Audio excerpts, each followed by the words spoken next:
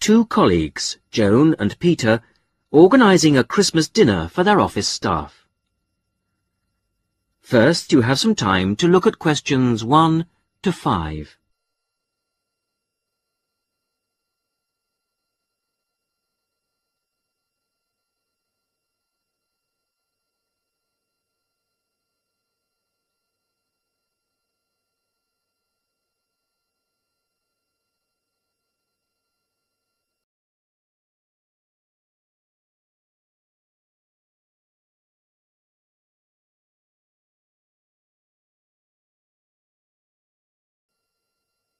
You will see that there is an example which has been done for you. On this occasion only, the conversation relating to this will be played first. Right. Let's try and get it sorted out today, so we don't have it hanging over us, OK? Good idea. I'll take notes. First thing, numbers. Have we got anything definite? Well, I've been working it out, and I think 40 to 43. Shall we put 45 to be on the safe side? Yep, fine. Joan and Peter agree that 45 is a safe number to book for, so 45 is written as the answer. Now we shall begin. You should answer the questions as you listen, because you will not hear the recording a second time. Listen carefully to the first part of the conversation and answer questions 1 to 5.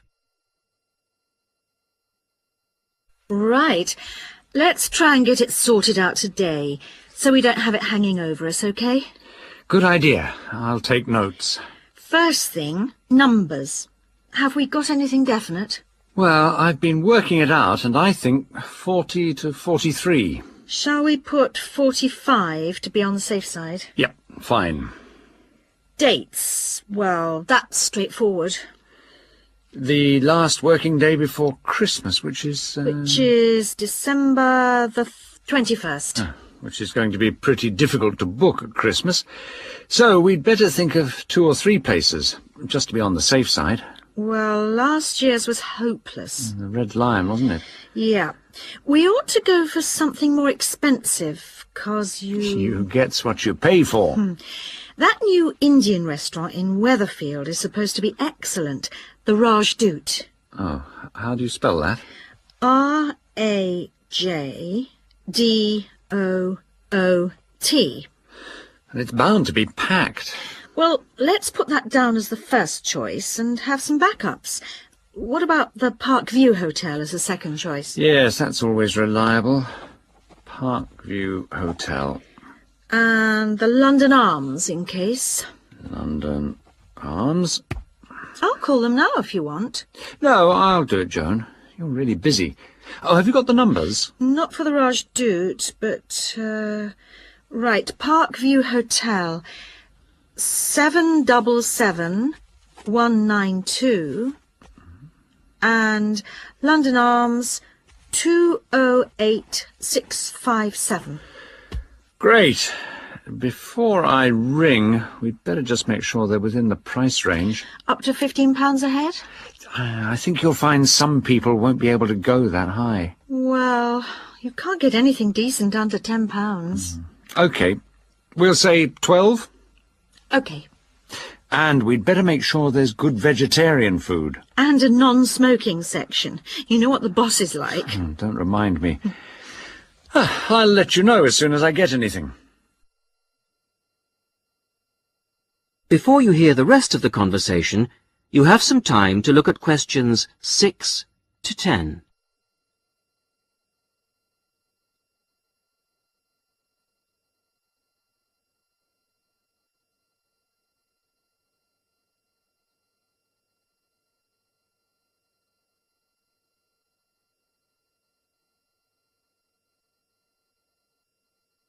Now listen and answer questions 6 to 10. Good news. I found Rajdoot's number straight away, and they can fit us in. Their Christmas menu sounds great. What is it? French onion soup or fruit juice. Uh-huh. roast dinner or lentil curry. Sounds ordinary, but my friend said it was really tasty. Lentil curry. That's unusual. And then for dessert, there's traditional plum pudding or apple pie, plus coffee. That sounds really good for £12. Did you book it? Well, I said I'd check with the staff first, but they did say they'd hold the booking until next Wednesday anyway. Oh, and if we go ahead, they'd like a £50 deposit. 50 is normal. That's fine. And they want a letter. Right, to confirm. Oh, and they say with such large numbers, we have to choose the menu in advance. Well, that won't be a problem. I'll put up a notice with details of the restaurant and the menu. When did you say they wanted confirmation by? It was, let's see, the 4th of November. Where do you think I should put up the notice? Where everyone's guaranteed to see it? On the cafe notice board, I should think. Hardly anyone looks at that. Well, the newsletter's probably your best bet. Good idea. I'll go and do that now. That is the end of section 1. You will now have half a minute to check your answers.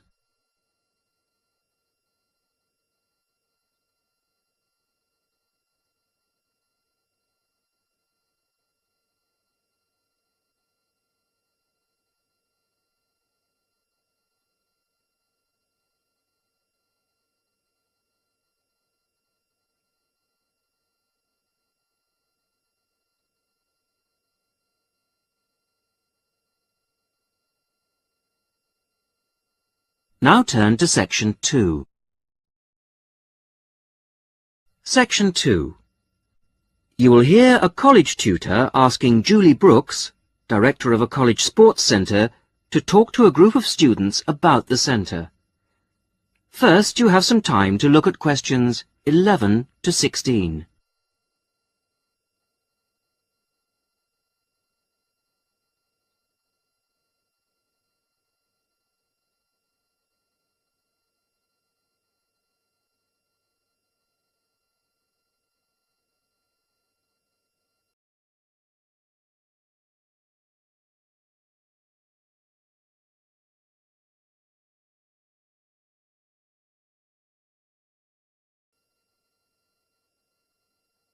Listen carefully to the first part of the talk and answer questions 11 to 16. So, I'll hand over now to Julie Brooks. Thank you. Welcome to the Sports Centre. It's good to see that there are so many people wanting to find out about our sports facilities. First of all, membership. All students at the college are entitled to become members of the Sports Centre for an annual fee of £9.50. To register with us and get your membership card, you need to come to reception between 2 and 6 p.m, Monday to Thursday. I'm afraid we can't register new members on Friday, so it's Monday to Thursday, 2 to 6 at reception. Now, there are 3 things that you must remember to bring with you when you come to register. They are your union card, a recent passport-size photograph of yourself, and the fee. It doesn't matter whether you bring cash or cheque. We can't issue your card unless you bring all 3, so don't forget your union card, passport photo, and fee. Then once you've got your sports card, you will need to bring it with you whenever you come to book or use any sports centre facilities. Booking over the phone is not allowed, so you have to come here in person with your card when you want to book. Our opening hours seem to get longer every year. We are now open from 9 a.m. to 10 p.m. on weekdays and from 10 a.m. to 6 p.m. on Saturdays. For those of you who are up and about early in the morning, we're introducing a 50% morning discount this year. This is because the facilities tended to be underused in the mornings last year. It means that all the sessions will be half price between 9 a.m. and 12 noon on weekdays. Before you hear the rest of the talk, you have some time to look at questions 17 to 20.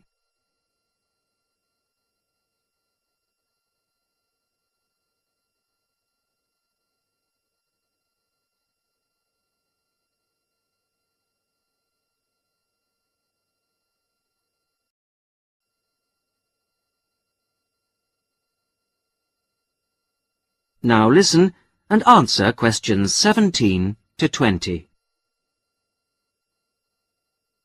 So, what exactly are the facilities? What sports can you play here? Well, this room we're in at the moment is called the main hall, and it's used mainly for team sports such as football, volleyball and basketball, but also for badminton and aerobics. On the other side of the reception area, there's the dance studio. This provides a smaller, more intimate space, which we use for ballet, modern dance and martial arts. Not at the same time, of course. Then, in a separate building, which you may have noticed on your way here, it's on the other side of the car park, there are the squash courts, 6 of them. And at the far end of the building, a fitness room. This is our newest facility, only completed in the spring, but it's already proving to be one of the most popular. As well as all these facilities available here on the campus, we also have an arrangement with the local tennis club, which is only 2 miles away, entitling our students to use their courts on weekday mornings in the summer. So, I think that there should be something here for everybody, and I hope to see all of you at the centre, making use of the facilities. If, in the course of the year, you have any suggestions as to how the service we provide might be improved, or its appeal widened, I'll be interested to hear from you.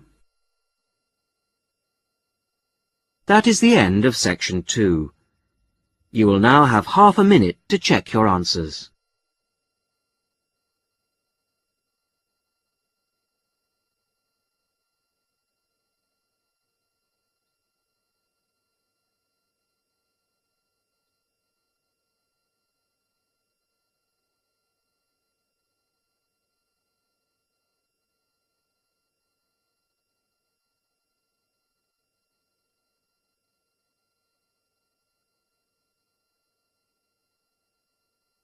Now turn to section 3. Section 3. John Brown, a school student, is entering a competition for young electronic engineers. He is talking to his teacher, Mary Collins. First, you have some time to look at questions 21 to 30.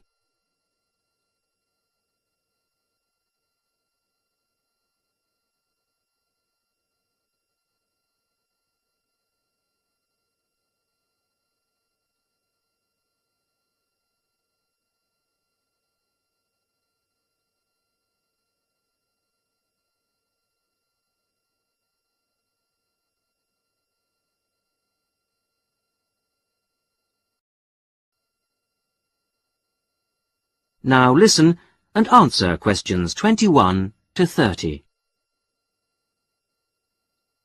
Good morning, Mrs. Collins. I just wondered if you could help me with this entry form for the Young Electronic Engineer competition. Hello, John. Oh, you've made the jigsaw for blind children with the bleeper. When they put a piece in correctly, that's right. OK, let's have a look at the form. Right, thanks. I've never filled in one of these before, so... Well, let's just do it in pencil first. So, name of designers. Well, Anne helped me with some of the electronics work. Then you must put her name in as well. Right. Anne Ray. Sorry, it's A-N-N-E, and her surname is spelt R-E-A.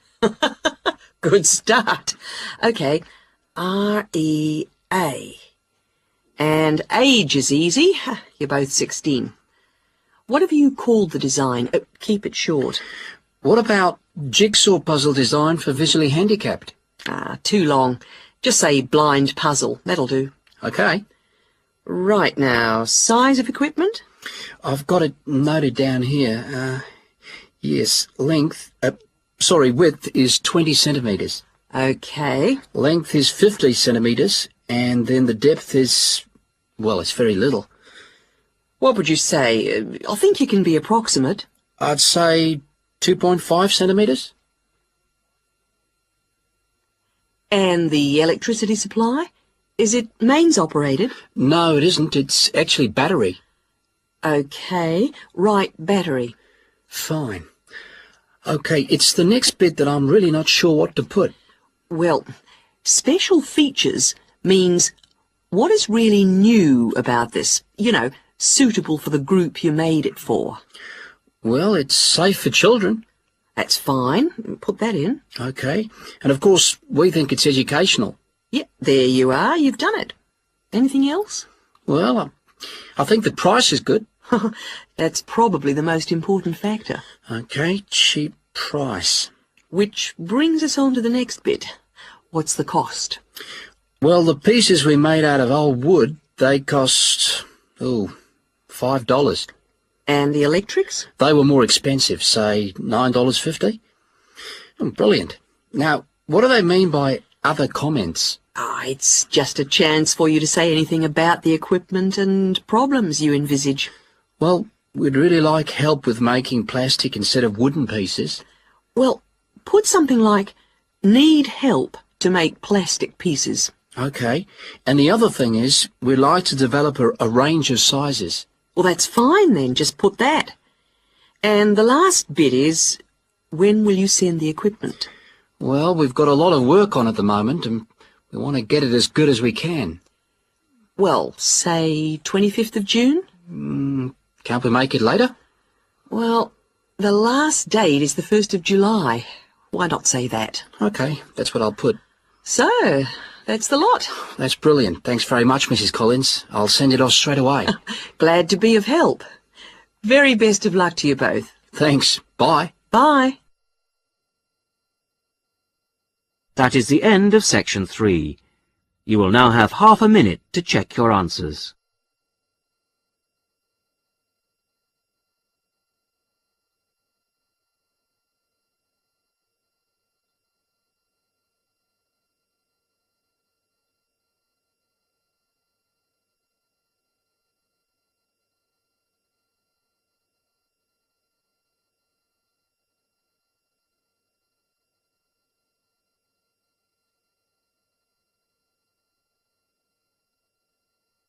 Now turn to section 4. Section 4. You will hear a talk about ostrich farming. First, you have some time to look at questions 31 to 40.